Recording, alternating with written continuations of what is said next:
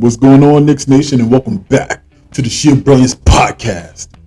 Listen, exciting times, which makes for an exciting video. Title of this video is going to be Getting to the Point. And this is exactly where we are. We know right now that Coach Tom Thibodeau is in his euphoric moment. And why is this? Because for the first time in years, Tom Thibodeau has a better than good starting point guard on a team that he is leading. And as a result of that, anytime Tom Thibodeau has had a beyond and good starting point guard, he has exceeded 50 wins. So, I already put my prediction out there. Tom Thibodeau, this upcoming season, with a healthy Jalen Brunson at starting point guard for the New York Knicks, will eclipse 50 wins. I want to say 57 wins. But y'all going to be like I'm tripping and y'all going to stop watching this video. So I'm going to say he's going to eclipse 50 wins. Okay? But whole purpose of this video is to really talk a little bit about what can we expect from Tom Thibodeau now that he does have a great starting point guard. Historically speaking, Tom Thibodeau has done very well when he's been given the keys to a point guard who is able to run his offense, command respect on the floor, and to be able to be a coach on the floor as well. So what I want to do in this video, I want to talk a little bit about some of the point guards that Tom Thibodeau has worked with prior to coming to New York. All right. So whether there were a few point guards or guards, not just point guards, but guards that Tom Thibodeau has had on his team, has been able to develop and help them reach another level. All right. So I just want to point out a few of the guards that he's worked with prior to coming to New York. Then I want to talk a little bit about the guards that he's worked with the moment he stepped in the Garden, okay? Because in the first year that he stepped in the Garden, this man took us to the playoffs. So the guards that he had in his possession, as much as New York Knicks fans will talk about those guards, and Lord knows I'm on record in terms of talking about these guards, he was able to pull them together, galvanize them around a singular mindset and a singular theme, and help them fight for each other to help reach their goals. So we're going to talk a little bit about that as well. But lastly, what I want to talk about are the current guards that we have on the team.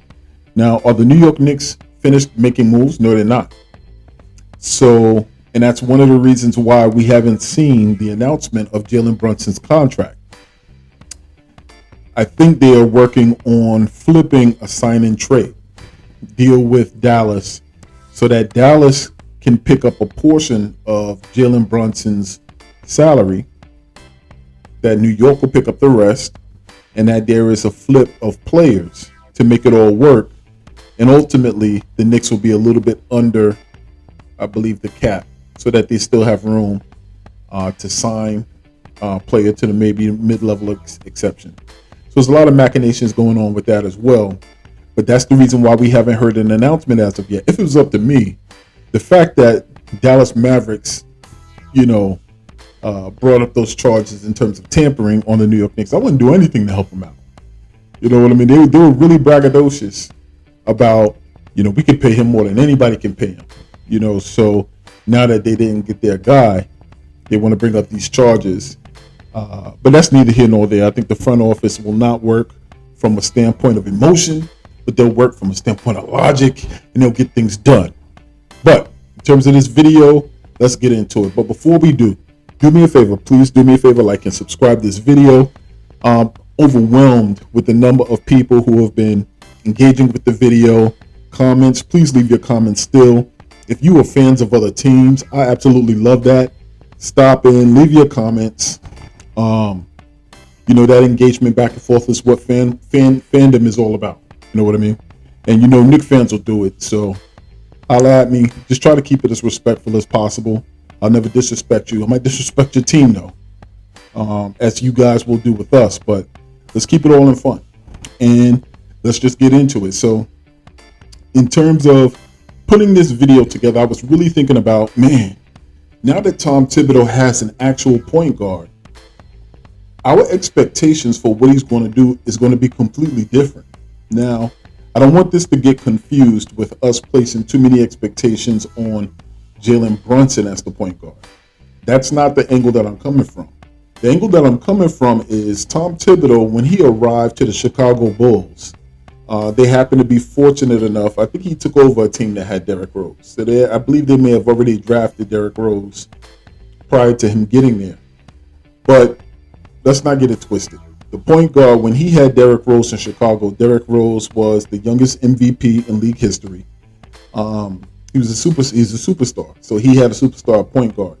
So I don't want to make that parallel saying Jalen Brunson is going to produce the same result when Derrick Rose, I don't know if I said Jalen Rose a little bit earlier, I apologize. Derrick Rose was already a superstar, okay? But what I am saying is this. Although he had superstar potential, he still needed development. And if you follow those Chicago teams, you know that that whole squad had young players on it. You know, there were a few veterans, but whether it was Derrick Rose, whether it was Taj Gibson, whether it was Joakim Noah, whether it was Jimmy Butler, you know, all of those players, there had to be a discipline that was in store. There had to be a philosophy that was intact. There had to be a message or singular thread that the players can hold on to, you know, and galvanize around. And there had to be a taskmaster, and that was Thibs. So one thing that can't be questioned is the ability to develop young players that Thibs brings with him. Now, I was laughing at that when Thibs first signed with us, because there was this narrative that Thibs doesn't develop his players. And for me, I was looking at that like, you know, it's kind of blasphemous. And it was a narrative that took over this notion of not necessarily that Thibs doesn't develop his young players, but that he loves the veterans. So he'll love to play the veterans and ride the veterans until the cows come home. And there was some semblance of truth to that, right? But ultimately what kind of came and took over that narrative was that Thibs don't like young players, he don't develop young players. And when his track record says something opposite. So what I absolutely love about his track record and working with point guards in the past, it really prompted me to go look at, you know, the old Bulls teams that he coached, a little bit of the Minnesota Timberwolves that he coached, and what are some of the young players that really came into their own with Thibs at the helm. And just looking at the Chicago Bulls, I remember when we would play them as the New York, you know, Knicks versus the Chicago Bulls with that team. And there were many times that we had teams that were on the floor, whether it was with Carmelo Anthony or otherwise, where when we would hit that matchup, you know, honestly speaking, it'd be like their offenses weren't as impressive. And there were some times when we were on a floor where our offense was high powered. And there were a lot of times that I was just like, yo, we should beat them. You know, we should beat this team. But the one thing that the Chicago Bulls under Thibs would always do, they will always find a way to win. If there were 50-50 balls, they will always find a way to win the 50-50 battle. Whether it was diving on the floor, whether it was Taj Gibson getting a rebound when we would miss a blockout assignment. It would always be down to the wire. We'd be in the fourth quarter. It'd be less than a minute left. And it would be a battle back and forth. Never really a blowout. Never ever a blowout between us and Tom Thibodeau's teams. But it always came down to a play or two that cost us the game. And literally would be the end of the game. We're listening to Mike Breen and Walt Frazier. And I'm sitting there wondering, how the hell did we lose this game? And it was simply because it was the details. It was the little things. It was the coach on the floor. It was the discipline to adhere to the game plan that was set out by the coach. And I just remember looking at that. So when it was Derrick Rose, we were awed by his athletic ability. I mean, he's just sheer talent. So that's one thing. But then there was a period of time where Derrick Rose got injured. Obviously, we all know that. But during that time, man, we were just, I was looking at our chops and looking forward to Chicago on the schedule because they would either have Chris Duhon, or they would have Kurt Heinrich, or they would have Nick Robinson. And I'm like, oh, that's barbecue chicken all day. Oh, that's New York pizza all day. Look at our fingers. It's going to be Knicks Deli today. Because these point guards, no matter what we were putting out there at point guard, we knew we could get a win on them. But ultimately, what we would find out is with Tom Thibodeau's team, even when the superstar went down, the next person stepped up. And ultimately, we would continue to lose because those players would step up and meet the challenge that was set. It was never a fall off. I remember one period of time where Joakim Noah was like legitimately carrying the team while Derrick Rose was out. I mean, like Joakim Noah, we know what his jump shot looks like. He was on the squad, and it was so crazy. It was so crazy. So, needless to say, in terms of Tom Thibodeau's ability to develop players, I don't think that's questioned. And he's been in New York going into his third year, and it's real easy for Knicks fans to have a short memory when it comes to that. Whether they will point at Minnesota and say, see, it didn't work out there. It actually did work out there. Because what he did for those players, whether it was, he traded out Zach LaVine for Jimmy Butler, but whether it was Cat or whoever else was there while he was there, he had taught them the ability to play defense and to be held accountable, and what it takes to win, and that the grind is constant. And as much as they didn't like it, I think they benefited from it even when he was no longer there. They benefited from Jimmy Butler coming in, being a star, high-level star, and his passion for wanting to win and what that looks like and holding other teammates accountable. So when it comes to players and guards prior to coming to New York, Thibs has a track record of, if you give me a player that has a semblance of talent, I can take you to the next level. He showed that when he showed up in Chicago, and they won like 57 wins, and they averaged 50 wins while he was there. And then he took over the team in Minnesota, and for the first time in like 14 years, they would go on and make the playoffs. And then he would come to New York with a team that nobody expected to do anything. All right? We Knicks fans didn't expect to do anything. And with a team that had Elfrid Payton as the point guard, okay, and alternating with Derrick Rose as the backup, a little bit of Burks as well. Ultimately, we traded for Derrick Rose, which was a great move because now you have a player who was familiar with Thibs' system, but could also sell the team that wasn't accustomed to Thibs as a coach on his principles and the fact that they work. And it is coming from a respected former MVP of the league, Hall of Famer possibly, in Derrick Rose. All right? So ultimately it changes that narrative. He was able to bring somebody in who can also be a coach when he's not around and talk the team up and get them to believe in what it is that he's preaching. And ultimately that led to us making the playoffs. All right? So that leads me to transitioning into what he inherited while he got here. Now, once again, it's easy for us as Knicks fans to have a short memory because of the type of season we had last season, all right? Where we went into last season really expecting to build on the success that we had in the season prior. But a lot of things happened that took us off course, okay? One of the first things that happened going into this past season were early injuries. So whether they were injuries to Derrick Rose very early on, who really galvanized us, in this playoff run that we made the season prior, and his scoring and his ability to kind of um, really get the bench unit up and pushing whatever leads that we had, or attaining the leads that we needed to have. That was one thing. Um, Julius, I think once Derrick Rose went down, that took away Julius's safety net, and he wasn't as efficient. And then he was battling. He didn't come in as great a shape as he did the season prior. And then it was a little bit downhill from there. Although if you look at his numbers look relatively the same. Mentally, his mentality was different, and it was off.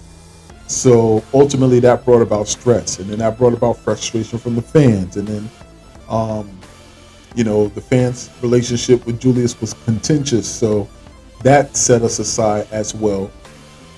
And then ultimately, what we did was we swapped out offense for defense. So as poor of a three-point shooter or shooter that Elfrid Payton was, what he did bring was defense and the ability to penetrate, the paint and get to the rim and put pressure on the rim. Although his finishing around the rim was suspect as well. And then we had lost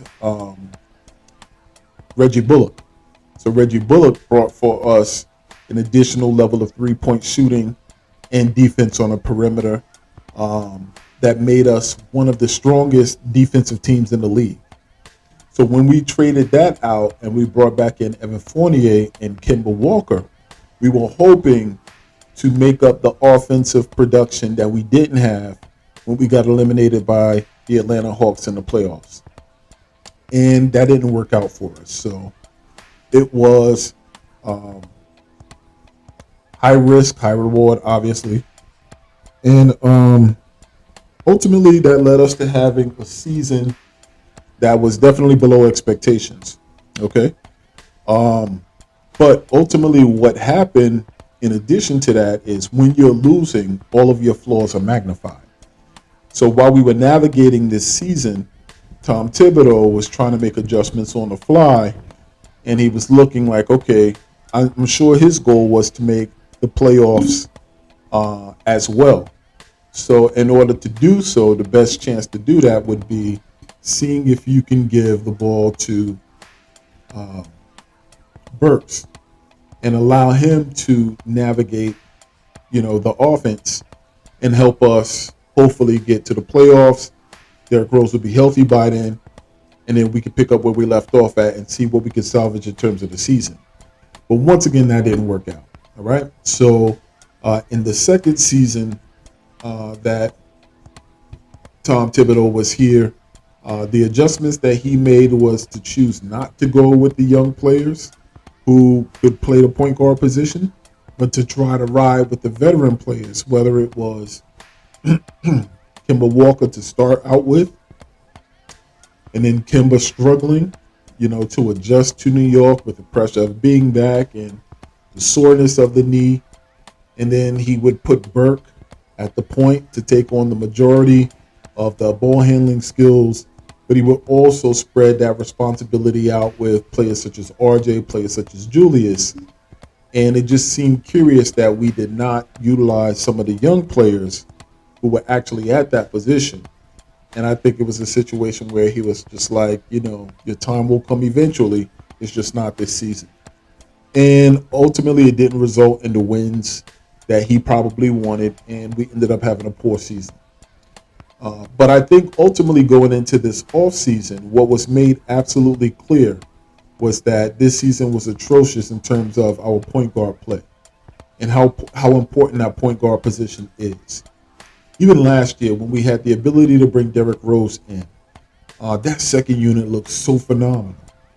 It presented more opportunities offensively for Obi Toppin, for Emmanuel Quickly, anyone who was coming off of the bench.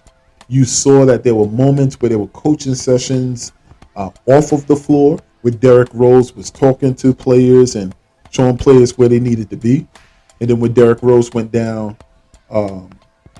last season, even earlier in this season, you saw Emmanuel quickly picking up and doing the same thing.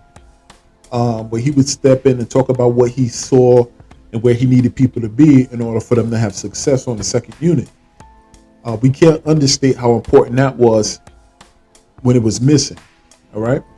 But I think also where we got caught up at a lot of times this past season was whether it was our players were being ignored, the young players, or if there was just the level of criticism that was applied to some of the players on the team that we wanted to kind of step in and say, Thibs will criticize one player, but there were many moments in which the main player, Julius Randle, could have used that same level of criticism and it wasn't afforded to him. So, needless to say, I think navigating this season, there were a lot of lessons that were learned by Tom Thibodeau. I think the main lesson was seeing how some of the young players played to tie up the end of the season. The fact that we did not attempt to tank, but that we really played to win the last 10 to 15 games.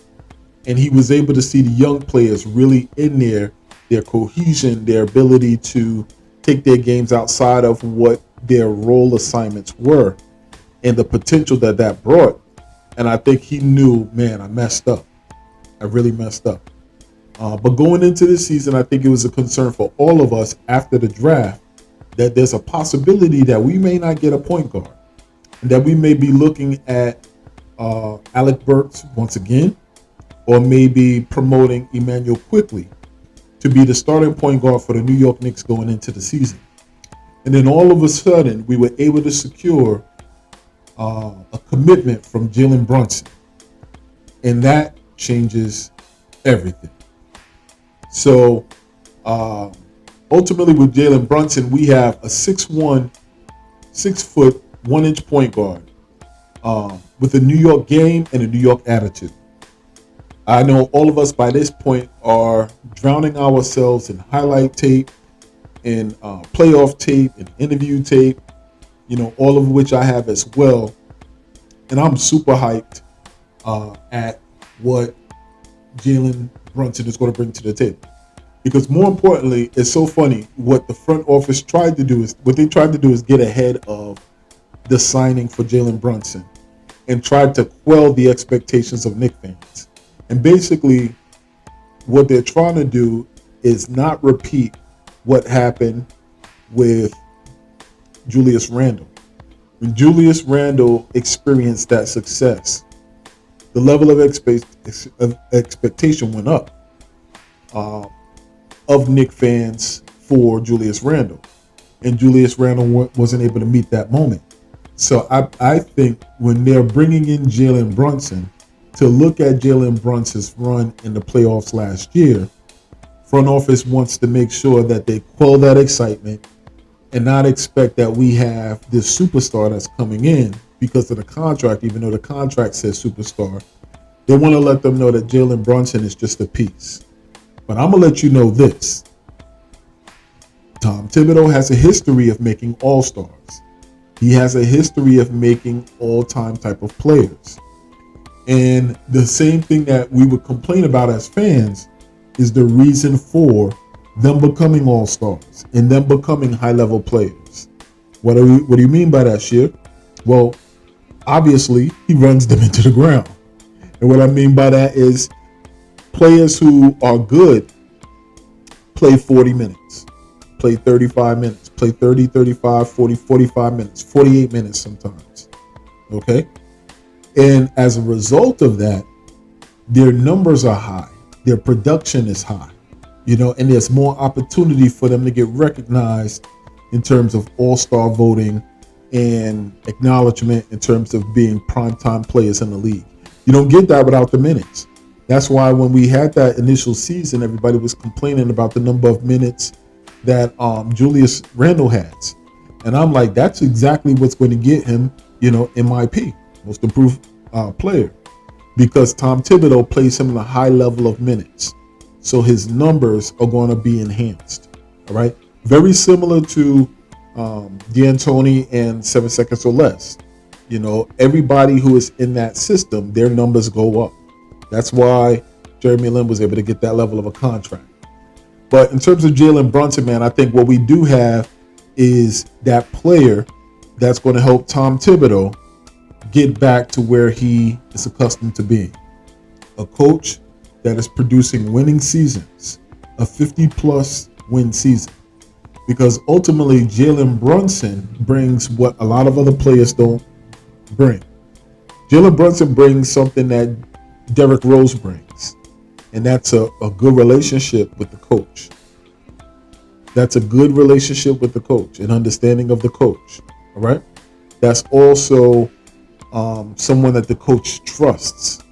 Now, what I am a little bit leery about is the Austin Rivers effect. So will there ever be a point in which teammates feel as if the relationship with Jalen Brunson and his father being on staff, or the relationship with Jalen Brunson knowing the coach and knowing the front office, if teammates feel as if that is clouding any of the front office or the coaching staff's effort to be able to discipline the player when the player is not in concert with the rest of the team. That's my only concern. But I think what we're going to see this year for the first time in New York is a coach who has a track record of winning in this league finally having one of the main tools that is the foundation for him getting those wins in this league. A very good point guard. So with that being said, I'm truly excited about the possibility of, winning at a high level in New York again, because now we have a point guard who is crafty. We have a point guard who has an ability to penetrate. We have a point guard who has an ability to see the floor and think the game. We also have a point guard who brings a mid-range threat to the floor. So not only do we have three-point shooters, but now we have someone who is pretty good in the two-point range to be able to balance out our offense. So it's exciting stuff. It's really exciting to see the potential outcomes for our team now that we have a point guard who is exceptional at what it is that he does. Okay. Also, I'm curious to see, what's next. We have Jalen Brunson, who has already committed, verbally to sign with the New York Knicks. I'm just curious to see what it is we get back from the Dallas Mavericks in terms of sign and trade, or if this is the team that we are moving forward with. Man, I really think, given this team that we have, the game is going to be so much easier for Evan Fournier. I think the game is going to be easier for Quentin Grimes. I think the game is absolutely going to be easier for Emmanuel Quickley, Julius Randle, R.J. Barrett, Mitchell Robinson. I think we've all said it from the jump. The game looks so much different when you have a point guard. Mitchell Robinson, if we're talking about Gotham lobs, it's going to be crazy, man. It's going to be crazy now that we have a starting point guard at the level of Jalen Brunson and a backup at the level of Derrick Rose. Are you kidding me? And the third level player in terms of Miles McBride, learning from both of them. It's going to be insane. It is really going to be insane. So the hype, I believe, is very real. And I really think it comes to a point where we have to stop. We have to stop with the post-traumatic stress syndrome. Okay? And I'm not making light, if anyone has experienced that before, but it's a very real thing that we as Knicks fans are experiencing, where we're so accustomed to being bad that we don't want to talk about the possibility of, being viewed in a positive light. The fact that the moves that were made or not made by our front office are indicative of moves that are sound, that sound organizations make, that we don't pull the trigger so quick and then have buyer's remorse the day after, that a team can't try to fleece us by requesting our entire home, and then we have the player, but we're home broke. or we're player broke, free agent broke. All right, we have the free agent that we want, but we don't have nothing to put around them, and it ultimately leads to us not being a sustainable winner in the future. Much of the moves that we've made this past offseason have really set us up to be able to make bigger moves. And the fact that we're not just jumping at the first thing that's dangled in front of us, shows that we have a competent, sound front office making grown-up decisions moving forward. And I know this is coming from the person that says, Leon, we have to make a signature move. Your time is up. We have to make a signature move. Well, he did. That was securing a point guard for the future. To me, that was a signature move. That's the next step for us.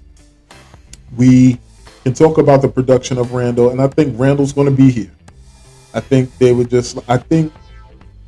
say, we don't want to get rid of Randall without first seeing what he can do with a good point guard next to him. If he has those moments where he's not efficient, and we have someone else on the team who can carry this team, then Randall becomes the number 2 or the number 3. And if we could remember, back, I think the word on the street is also that if Randall is the return, he's going to have a different role, So I think he's going to be with us. I don't think he's going to be a part of any package. I think the front office wants to see what Julius Randle looks like with a phenomenal starting point guard next to him in the lineup. And I think Jalen Brunson is the type of point guard who will not be afraid to wave off Julius in the paint, to get at R.J. Barrett if R.J. Barrett's chucking up a shot that he shouldn't, to be able to yell at Evan Fournier if he's not getting back on defense or if he's playing Matador defense. I think Jalen Brunson is the Tom Thibodeau on the floor that Tom Thibodeau has been looking for since Derrick Rose. Once again, I'm expecting 50 or more wins from this team. I do think that we're going to make some moves. I think Dallas has a piece or two that we probably could use. But I'm satisfied with, I'm not sure what the roster looks like, so I don't want to say I'm satisfied with the full roster. I think we probably need a little bit more balance.